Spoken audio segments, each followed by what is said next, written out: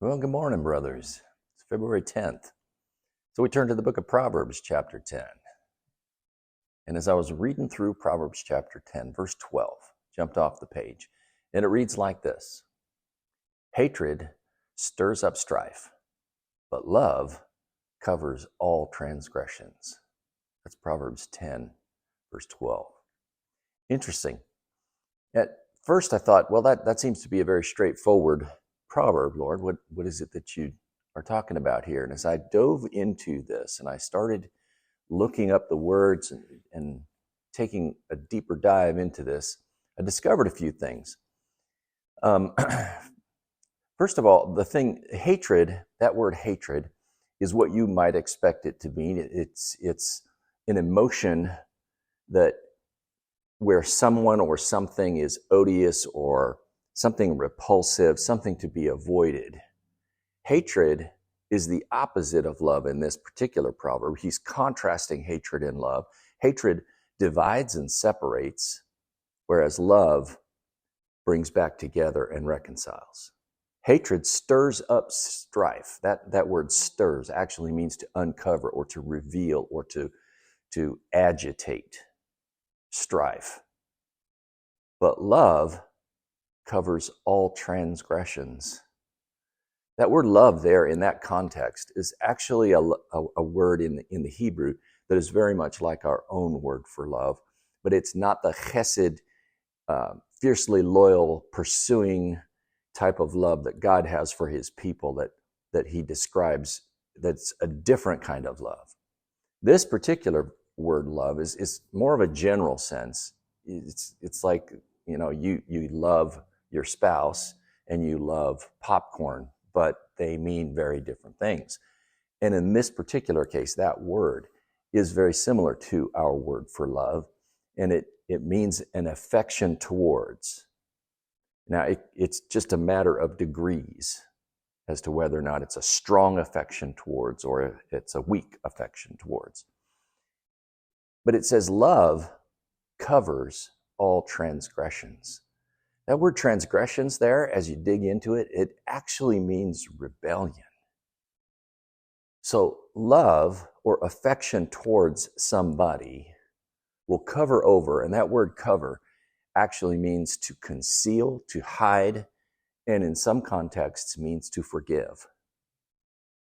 So an affection towards, a brotherly affection towards, or a strong affection towards another person will actually cause you to cover over and to forgive, even to the point of rebellion. Interesting. Now, when I read this, that phrase, love covers all transgressions, made me think of 1 Peter chapter 4, verse 8. Now, Peter is writing, and he says, above all, keep fervent in your love for one another, because love covers a multitude of sins. Same idea. But in this case, Peter uses the word agape, which is the kind of love that God has for his people. It's a different kind of love than just a brotherly affection or a strong inclination towards.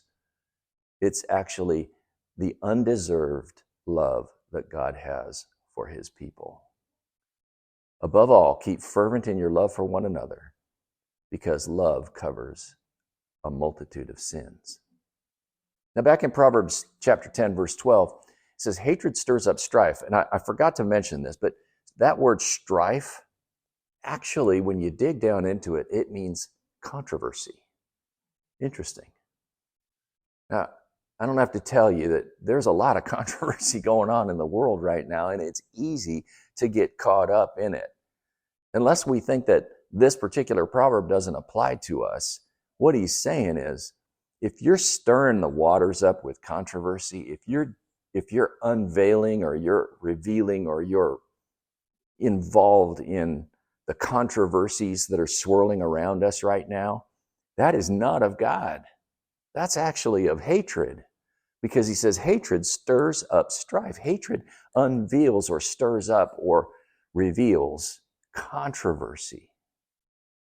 But love covers all transgressions, even to the point of rebellion. My brothers and sisters, I hope that helps, Because I know that, at least for me, I take a look at this world and it is just consumed by all kinds of controversial things that are going on right now. And what I think God is telling us is not to get involved in any of that stuff, but to be distinctly different, marked by love, marked by a strong affection towards other people. And not just our brothers and sisters within the church, but other people outside of the church. Because as we do that, we are going to reflect the character and the nature of God Almighty himself. He sent his one and only Son to die so that we might have a relationship with him and that we might be reconciled to him. That's the love that covered our rebellion. I love each and every one of you. I hope you go out and you make a difference in someone's life today. God bless you.